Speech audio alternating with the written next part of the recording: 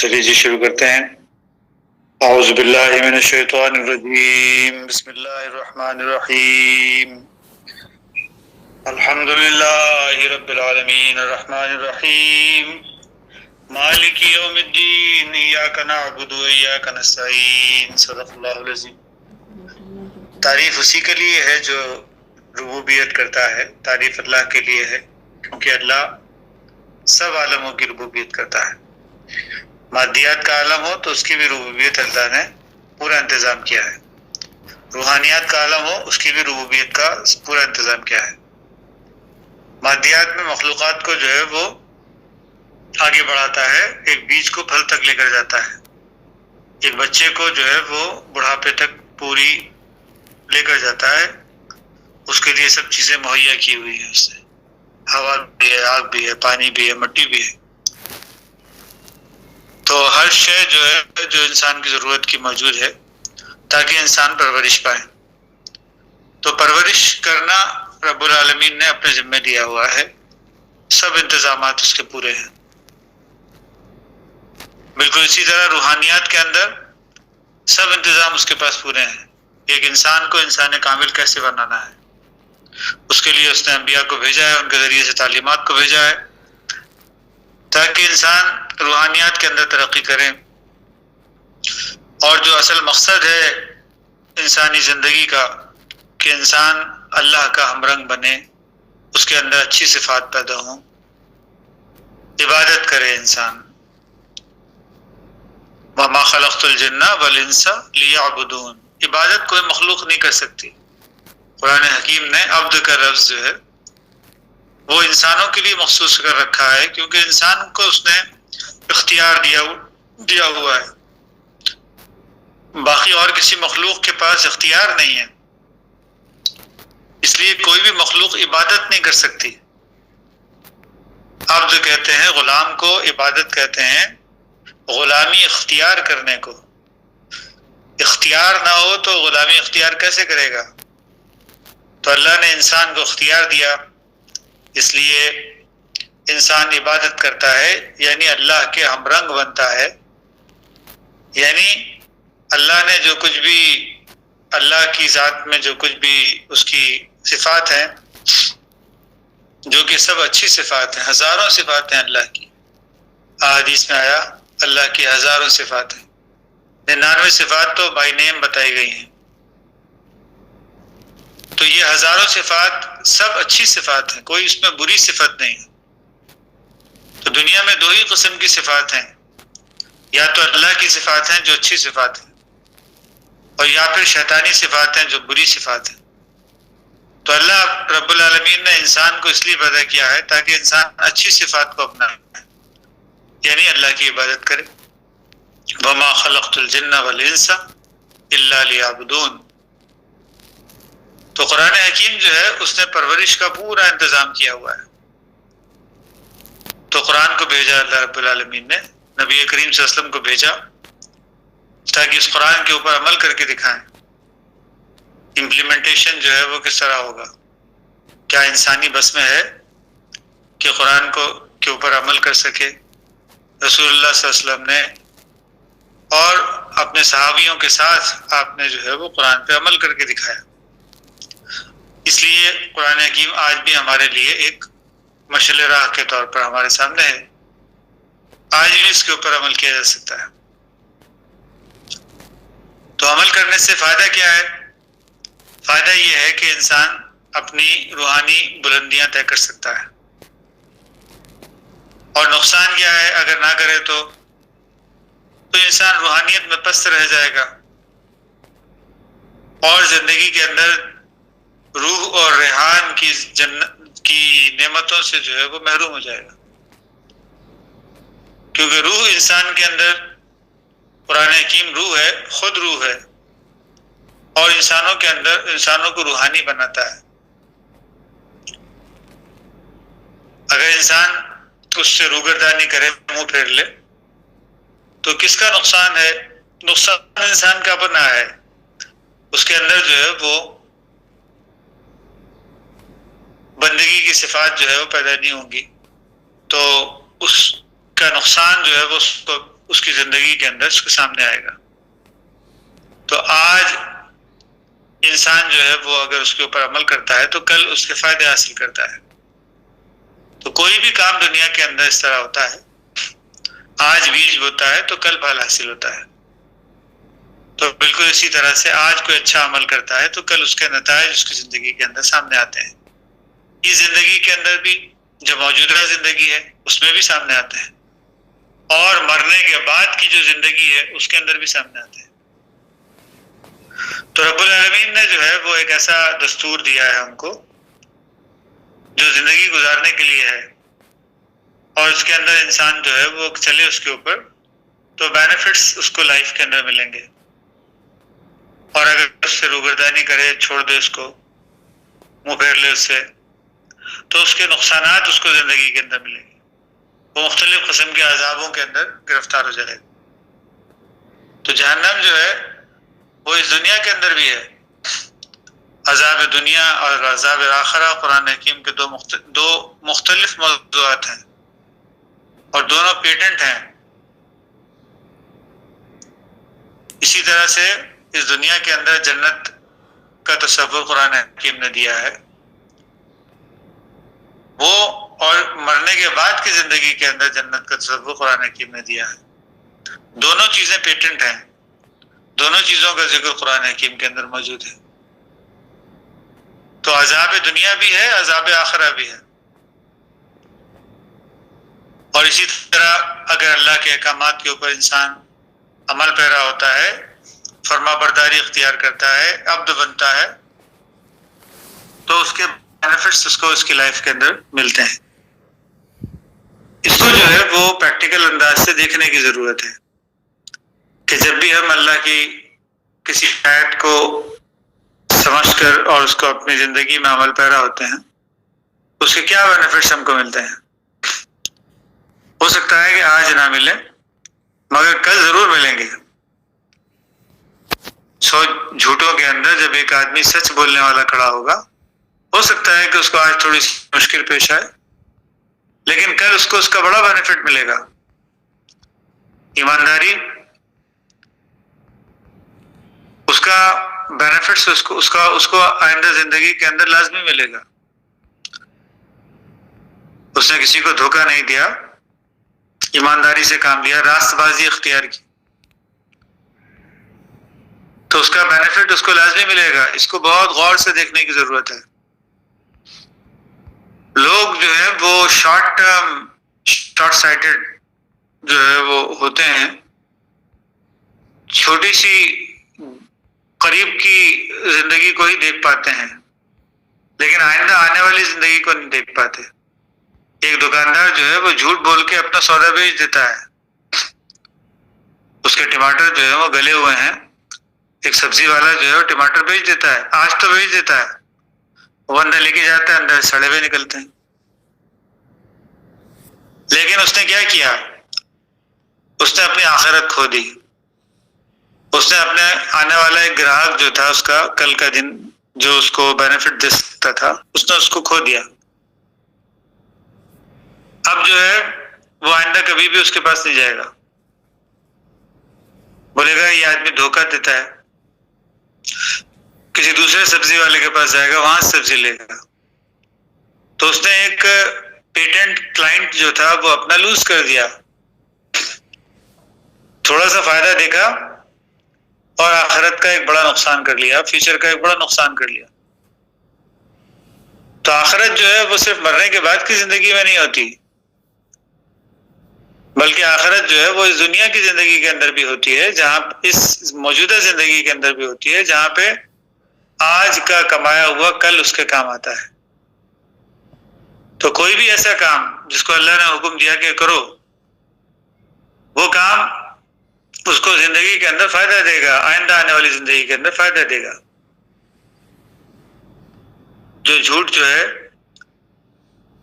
وہ آج بچے کو سکھا رہا ہے اور بول رہا ہے کہ میں ابھی تھکا ہوا ہوں، وہ دوست جو باہر آیا ہے تو ان کو بول دو کہ ابا گھر پہ نہیں ہے. تو یہ جھوٹ جو اپنے بچے کو سکھا رہا ہے، یہی بچہ جب بڑا ہوگا تو باپ کو جب کسی چیز کی ضرورت پڑے گی اس کا چشمہ ٹوٹ جائے گا تو وہ اس کے لیے 1000 بہانے بنائے گا. بیٹا جو ہے وہ بولے گا کہ ابا وہ فلاں دکان بند تھی میں تو گیا تھا، آج یہ ہو گیا، آج فلاں ہو گیا، آج ٹھکانا ہو گیا. تو جھوٹ جو ہے وہ جو اس نے سکھایا تھا بچپن میں وہ بڑھاپے کے اندر اس کے سامنے آئے گا کہ اس نے اپنے بچے کو کیا سکھایا تھا. اس کو بہت غور سے دیکھنے کی ضرورت ہے. اللہ نے جس کام کا بھی حکم دیا ہے اس کے اندر کیا حکمت ہے، اس کا بینیفٹ کیا ہے اس کو انسان کی لائف کے اندر. آج ہو سکتا ہے تھوڑی سی مشکل پیش آئے مگر آنے والا کل اس کے لیے برائٹ ہے.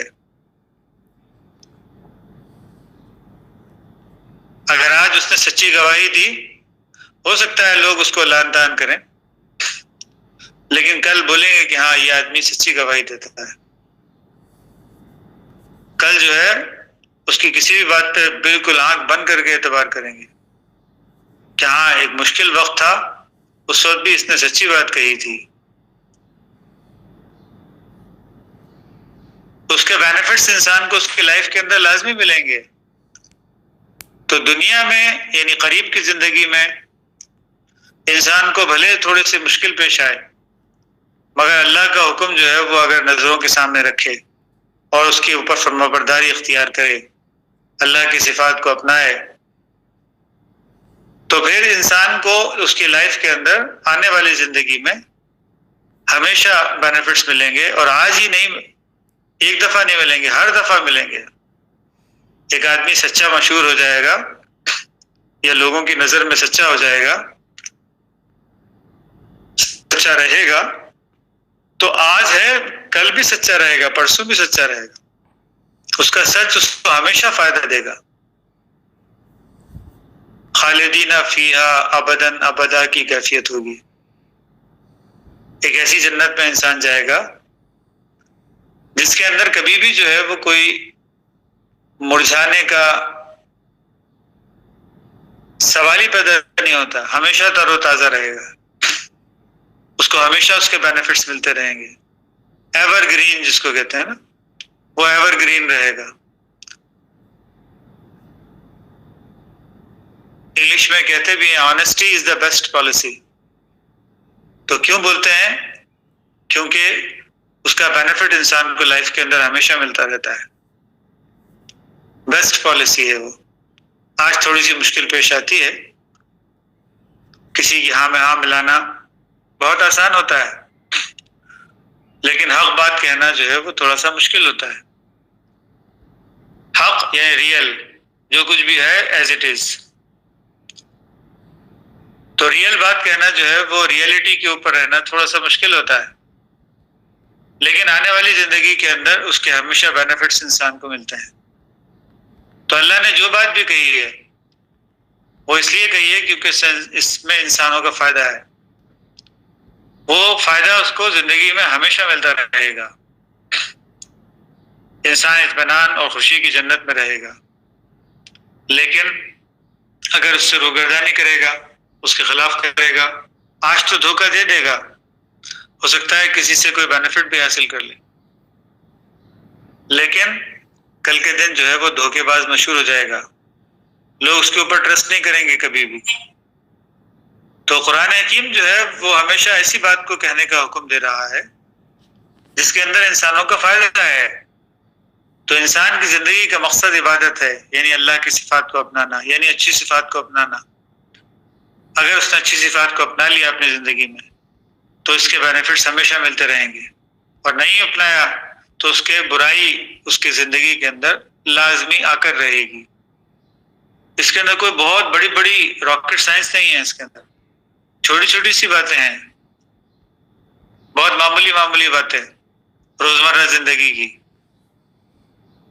کہ کسی کو کوئی ایسی بات نہیں کہنی جس سے اس کا دل دکھے. اس کے بینیفٹس ہم کو لائف میں ملیں گے لازمی. اور اگر چھوٹی سی بات ہے، کسی کو دکھ دینے والی بات اس نے کر دی، اس کے نقصانات بھی اس کو لائف کے اندر ملیں گے. یہاں سے نہیں ملیں گے تو آگے کسی اور جگہ سے ملیں گے۔ رب العالمین نے نظام ہی ایسا بنایا ہے کائنات کا، رب العالمین نے ربوبیت کا ایسا نظام بنایا ہے کہ طوعاً و کرہاً وإلیہ یرجعون، انسان کو ٹھوک پیٹ کے دھکے دے کر اس طرف لایا ہی لایا جاتا ہے، انسان بچ تو سکتا نہیں ہے۔ کوئی برائی کرے گا تو اس کے نقصانات لازمی اس کے سامنے آئیں گے۔ من یعمل مثقال ذرہ خیرا یرہ ومن یعمل مثقال ذرہ شرا یرہ، جو کوئی ذرہ برابر بھی نیکی کرتا ہے، بھلائی کی بات کرتا ہے، کسی کو فائدہ دینے کی بات کرتا ہے، اس کا بینیفٹ اس کو لائف میں مل کر رہے گا۔ اور جو کوئی بھی نیگلیجنس کرتا ہے، غفلت سے کام لیتا ہے، اپنے مفاد کو دیکھ کر اور دوسرے کی طرف سے صرف نظر کر لیتا ہے، اپنی تھکن کو دیکھ کر دوسرے کو جو ہے وہ نقصان پہنچا دیتا ہے، اپنے فائدے کو دیکھ کر دوسرے کو نقصان پہنچا دیتا ہے، کسی کو دھکیل کے آگے بڑھ جاتا ہے۔ ان سب کے نقصانات جو ہیں وہ اس کو لائف کے اندر مل کر رہیں گے۔ چھوٹی چھوٹی سی بات ہے لائف کے اندر، جو زندگی میں روزمرہ زندگی میں سینکڑوں ایسی باتیں ہوتی ہیں جو انسان کے سامنے آتی ہیں۔ تو اللہ رب العالمین نے انسانوں کو جو ہے وہ ایسا ہی سبق دیا ہے کہ اللہ کی صفات کو، اچھی صفات کو اپنایا جائے۔ تو اس کو قرآن حکیم کے اندر دیکھتے ہیں، آج قرآن حکیم کو پڑھتے ہیں، دیکھتے ہیں کہ کیا بات ہمارے سامنے آتی ہے۔ تو رافع بھائی سے گزارش کرتے ہیں کہ قرآن حکیم کی کسی آیت کی تلاوت کریں، 5 منٹ اس پہ گفتگو کر کے ختم کریں گے۔ جی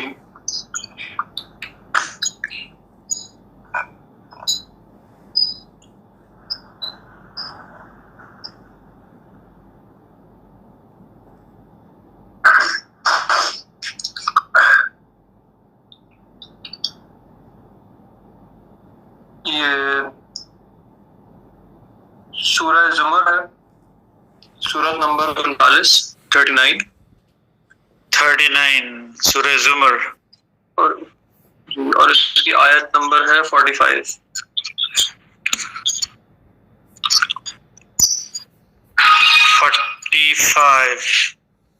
جی پڑھیے گا جی۔ اعوذ باللہ من الشیطان الرجیم، بسم اللہ الرحمن الرحیم۔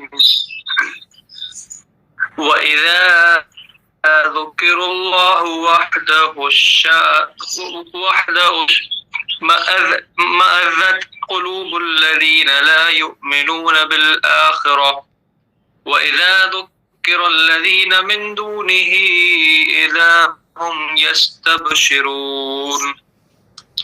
جب اللہ اکیلے کا ذکر کیا جائے تو ان لوگوں کے دل نفرت کرنے لگتے ہیں جو آخرت یقین نہیں رکھتے، اور جب اس کے سوا اور کا ذکر کیا جائے تو ان کے دل کھل کر خوش ہو جاتے ہیں، کھل کر دل کھل جاتے ہیں ان کے، کھل کر اللہ کی بات جو ہے وہ ان کو بہت ناگوار گزرتی ہے۔ ذکر جو ہے وہ کوئی تسبیح کرنے کا نام نہیں ہے، ذکر تو نصیحت قبول کرنے کا نام ہے۔ قرآن حکیم میں اسی سینس میں استعمال ہوا ہے، ذکر تو نصیحت دینے کا نام ہے، یہ بھی قرآن حکیم میں اسی سینس میں استعمال ہوا ہے۔ تو اللہ کا ذکر کا کیا مطلب ہے؟ یعنی اللہ نے جو بھی کہا اس کو اپنی لائف میں امپلیمنٹ کرنا، اس کو لوگوں کو جو ہے وہ بتانا کیا یہ ہے۔ تو لوگوں کو اللہ کی بات جب بھی بتائی جاتی تو کیا ہوتا ہے؟ لوگ جھوٹے ہیں، ان کو اللہ کی بات بتائی جاتی ہے کہ ہاں بھائی سچ بولنا ہے، کیا ہوتا ہے؟ تو لوگ جو ہے وہ بڑے برا مانتے ہیں نا۔ تو 100 جھوٹے ہیں، اس کے اندر ایک آدمی سچ بولنے لگتا ہے تو کتنا پرابلم ہوتا ہے اس کو، لوگوں کے دل جو ہے وہ نفرت کرنے لگتے ہیں اس سے۔ تو قرآن حکیم جو ہے وہ ایک بڑی حقیقت کو کھول رہا ہے کہ کسی بھی سچ کو بولنا اتنا آسان نہیں ہے۔ لوگ دھوکہ دے رہے ہیں لیکن راست بازی اختیار کرنا جو ہے وہ آسان نہیں ہے۔ لوگ جو ہے ان نفرت کرنے لگتے ہیں۔ وَإِذَا ذُكِرَ اللَّهُ وَحْدَهُ اللہ واحد کا ذکر جو کوئی بھی کرتا ہے، اشمعزت قلوب الذین، تو ان کے دل جو ہے وہ نفرت کرنے لگتے ہیں، لا یؤمنون بالآخرہ، کیوں؟ اس لیے کہ وہ فیوچر کے اوپر یقین ہی نہیں رکھتے. وہ تو کہتے ہیں بھائی ابھی جھوٹ بولو تو ابھی بینیفٹ مل جاتا ہے، کیوں سچ بول کے مشکل میں پڑے؟ ابھی دھوکہ دے دو تو کتنا فائدہ مل جاتا ہے، تو کیوں جو ہے وہ راست بازی اختیار کریں؟ ابھی جو ہے وہ کوئی بھی غصہ آ جاتا ہے تو کوئی بھی بات منہ سے نکال دو، بک دو، دل تو ٹھنڈا ہو جاتا ہے نا. کیا ضرورت ہے اس کو کنٹرول کرنے کی، کنٹرول کر کے اپنے اوپر جبر کرنے کی، یا اپنے اوپر جو ہے وہ لینے کی کیا ضرورت ہے؟ جو منہ میں آ رہا ہے بک دو نا، دل تو ٹھنڈا ہو جائے گا، اندر جو ٹربولنس ہے وہ تو ختم ہو جائے گی. تو کوئی بھی ایسی بات جس کا فوری طور پر بینیفٹ انسان کو ملتا ہے تو انسان اس کی طرف لپکتا ہے. قرآن حکیم نے اسی کو کہا کہ حیات دنیا کی طرف انسان لپکتا ہے، لیکن آخرت کو بھول جاتا ہے کہ کل اس کے نقصانات کیا ہونے والے ہیں لائف میں. جو آج کرے گا کل اس کے سامنے آنے والا ہے، جو ذرہ برابر بھی کرے گا آج، حتیٰ کہ دل میں بھی کوئی بات اگر بری سوچے گا، اس کے بھی ریزلٹس جو ہیں وہ آئندہ زندگی میں آنے والے ہیں. وَإِن تُبْدُوا مَا فِي أَنفُسِكُمْ، جو دل میں بھی انسان کوئی بات بری سوچتا ہے، جو چھپاتا ہے، اور تخفوہ، جو چھپا لیتا ہے، اور جو ظاہر کر دیتا ہے، جو ظاہر کر دیتا ہے اور جو چھپا لیتا ہے، ہر وہ چیز کا محاسبہ اللہ کے پاس سے، اکاؤنٹیبلٹی ہے، تو وہ اس کی نظروں کے سامنے آ جاتا ہے. مَن يَعْمَلْ مِثْقَالَ ذَرَّةٍ خَيْرًا يَرَهُ، یرہ کہتے ہیں اپنی آنکھوں سے دیکھنے کو. جو برائی ذرا سے بھی کرے گا، بیج ایک دفعہ بو دیا، ایک غلط سوچ کا بیج جو ہے وہ انسان نے بو دیا، وہ غلط سوچ اس کو لائف کے اندر ہمیشہ نقصان دیتی رہے گی. اور ایک صحیح سوچ کا بیج انسان نے اپنے دل میں بو دیا، وہ اس کو ہمیشہ اپنی زندگی میں فائدہ دیتی رہے گی. لیکن انسانوں کا معاملہ جو ہے وہ یہ ہے کہ جب کوئی صحیح بات ان کے سامنے کہی جاتی ہے، جب کوئی ریئل بات ان کے سامنے کہی، ریالٹی کے اوپر جب کبھی بھی انسان آتا ہے، سچ کی طرف انسان آتا ہے، حق کی طرف آتا ہے انسان، ہمیشہ لوگ جو ہیں وہ اپنے دل میں اس کو برا محسوس کرتے ہیں، کیونکہ وہ خود اس کے اوپر عامل نہیں ہوتے. تو قرآن حکیم اس حقیقت کو جو ہے وہ کھول رہا ہے. ان کے دل جو ہے وہ نفرت کرنے لگتے ہیں، کیوں؟ اس لیے کہ لا یؤمنون بالآخرہ، آئندہ آنے والے کل کے اوپر ان کو یقین ہی نہیں ہے. وہ نہیں سمجھتے کہ اس کا کوئی نقصان ان کو کل کے دن ہونے والا ہے. تو کیا ہوتا ہے؟ وَإِذَا ذُكِرَ الَّذِينَ مِن دُونِهِ، اور جب اس کے سوا کسی بھی بات کو بولیں، یعنی اللہ کی بات جو ہوتی ہے اگر اس کے سوا کچھ بھی بول دیں، ہاں میں ہاں ملا دیں، کسی بھی غلط بات کی ہاں میں ہاں ملا دیں تو لوگ خوش ہو جاتے ہیں. من دونی، اس کے سوا اگر کچھ بھی بول دیں، اذا هم یستبشرون، تو ان کے دل جو ہے وہ کھل جاتے ہیں، بالکل بہت خوش ہو جاتے ہیں کہ ہاں چلو اس نے ہماری ہاں میں ہاں ملا دی. کسی بھی برائی کے اندر آپ کسی کا ساتھ دے دیں تو بڑے خوش ہو جاتے ہیں. لیکن ہوتا کیا ہے لائف میں؟ اس کے نقصانات تو آنے والے ہیں. برائی کا بدلہ تو برائی ہی کی صورت میں نکلے گا. اگر کسی برائی کے اندر میں نے کسی کا ساتھ دے دیا تو وہ تو جا رہا ہے جہنم میں، تو میری بھی ٹانگ پکڑ کے کھینچ کے لے کے جائے گا. تو مجھے اس بات میں بہت الرٹ رہنا ہے کہ کبھی کسی برائی کی بات میں جو ہے وہ کسی کا ساتھ نہ دوں. ایک مشہور حدیث ہے جس میں نبی کریم صلی اللہ علیہ وسلم فرماتے ہیں، یعنی بلکہ قرآن حکیم کی آیت ہے، تعاونوا علی البر والتقوی، ہمیشہ کسی کا ساتھ دو، تعاون کرو کسی کے ساتھ، ہمیشہ اچھائی کی بات میں تعاون کرو، نیکی کی بات میں تعاون کرو، جس سے انسانوں میں تقوی پیدا ہوتا ہے، پرہیزگاری پیدا ہوتی ہے. صرف اس بات میں تعاون کرو.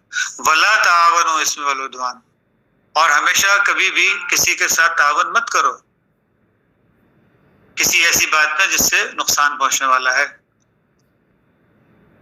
جو برائی کی بات ہے، جو گناہ کی بات ہے، اسم والعدوان جو گناہ کی بات ہے، اور سرکشی جو اللہ سے دوری اختیار کرتا ہے انسان، ایسی کسی بھی بات میں کسی کا ساتھ نہ دو. بھلے بیوی ہو تو بیوی کا ساتھ نہ دو، بھلے بچے ہو تو بچے کا ساتھ نہ دو، بھلے ماں باپ ہو تو ماں باپ کا ساتھ نہ دو، کیونکہ اس برائی کے برے نتائج ہی نکلنے والے. وہ خود تو جا ہی رہا ہے جہنم میں، وہ ہماری بھی ٹانگ پکڑ کے کھینچ کے لے کے چلے جائے گا، ہم بھی اسی جہنم کے اندر پھر گرفتار ہو جائیں گے. تو اس لیے قرآن حکیم جو ہے وہ اس معاملے میں الرٹ کر رہا ہے بالکل، اور حکم کے طور پر کہہ رہا ہے اس کو کہ تعاونوا علی البر والتقوی، تعاون کرو ہمیشہ نیکی اور پرہیزگاری کے کاموں میں. ولا تعاونوا، ہرگز کسی کے ساتھ تعاون نہ کرو، علی الاسم والعدوان، جو کوئی گناہ کے کام ہوتے ہیں، جو کوئی زیادتی کے کام ہوتے ہیں. کسی کے اوپر زیادتی مت کرو. ساس بولتی ہے، ماں بولتی ہے کہ بہو کے اوپر جو ہے وہ زیادتی کر دو، ہرگز مت کرو، کیونکہ یہ اللہ کے خلاف ہے. ہرگز اس کے ساتھ تعاون مت کرو. ماں باپ کی پیروی کرنے کا حکم نہیں دیا گیا قرآن حکیم میں کہیں کسی جگہ پہ بھی. ماں باپ کی پیروی کرنے کا حکم نہیں دیا گیا. پیروی تو صرف اللہ ہی کی کرنی ہے، اور خالص اللہ کی کرنی ہے، صرف ایک خدا کی کرنی ہے. اس کے اندر کسی کو شریک نہیں بنانا، لا شریک. لیکن انسان کیا کرتے ہیں؟ شریک بنا لیتے ہیں، کیونکہ ماں باپ سے محبت ہے. اما ابا نے کچھ بولا تو بیوی کے ساتھ زیادتی کر دی، بیوی نے کچھ بولا تو ماں باپ کے ساتھ زیادتی کر دی. قرآن حکیم جو ہے وہ بالکل کلیئر ہے اس معاملے میں کہ کسی کے ساتھ بھی حسن سلوک کرنا ایک الگ چیز ہے، لیکن کسی کی پیروی کرنا، اس کے پیچھے پیچھے چلنا ایک الگ چیز ہے. پیروی کسی کی نہیں کی جا سکتی، پیروی یا عبادت صرف اور صرف اللہ کی جا سکتی ہے، اور کسی کی نہیں کی جا سکتی. قرآن حکیم جو ہے وہ ایک پریکٹیکل کتاب ہے جو ہم کو ہماری لائف کے اندر فائدہ دینے والی ہے. اس نے جو ہے وہ کلیئر بات کہہ دی ہے، کبھی بھی تعاون مت کرو، بھلے وہ تمہارے باپ ہوں. ایک جگہ آیا کہ سچی گواہی دو، بھلے وہ تمہارے باپ کے اور تمہارے بھائیوں کے خلاف کیوں نہ ہو. یہ بھی قرآن حکیم کے الفاظ ہیں. یہ نہیں کہ کسی کے ساتھ بھی اس کے ساتھ اس کی زیادتی کے کام میں اس کے ساتھ تعاون کرنے لگو، صرف اس وجہ سے کیونکہ وہ بھائی ہے، صرف اس وجہ سے کیونکہ وہ باپ ہے، ماں باپ ہے، صرف اس وجہ سے کیونکہ وہ ہمارا قریبی دوست ہے، صرف اس وجہ سے کہ ہمارے دل کے قریب ہے. تو اللہ رب العالمین جو ہے وہ اس کو شرک قرار دیتا ہے. یہ شرک ہے عمل میں جو انسان کرتا ہے. ایسا شرک جو ہے وہ اللہ رب العالمین کو برداشت نہیں ہے. بات جو ہے عبادت کی صرف اور صرف اللہ کی جائے گی، بندگی صرف اور صرف اللہ کی اختیار کی جائے گی. بات جو کسی کی سنی جائے گی، کسی کی بات پہ جو عمل کیا جائے گا، کسی کی فرما برداری اختیار کی جائے گی، وہ صرف اور صرف اللہ کی ذات ہے، اور اس کے علاوہ کسی کی فرما برداری اختیار کرنے کا جو ہے وہ مشورہ اللہ نے نہیں دیا. تو یہاں پر ہم ختم کرتے ہیں. اس پہ کوئی سوال ہے تو ہم لے سکتے ہیں.